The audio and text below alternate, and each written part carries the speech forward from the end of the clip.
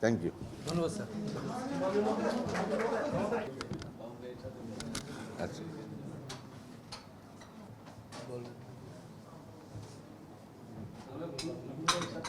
মোটামুটি ডিটেলস একটা আইডিয়া পাওয়া গেছে আমাদের যে কারেন্ট পরে যে কাজ করার কথা সেটা করে দিবেন, তাতে গিয়ে বিশেষ করে আমাদের যে শেষ করতে পারি। কারণ এই ছোট ছোট কাজের জন্য আটকে থাকার জন্য পাবলিক কিন্তু পুরোপুরি বেনিফিটটা পাচ্ছে না। মোটামুটি ডিটেলস একটা আইডিয়া পাওয়া গেছে আমাদের যে থ্যাংক ইউ।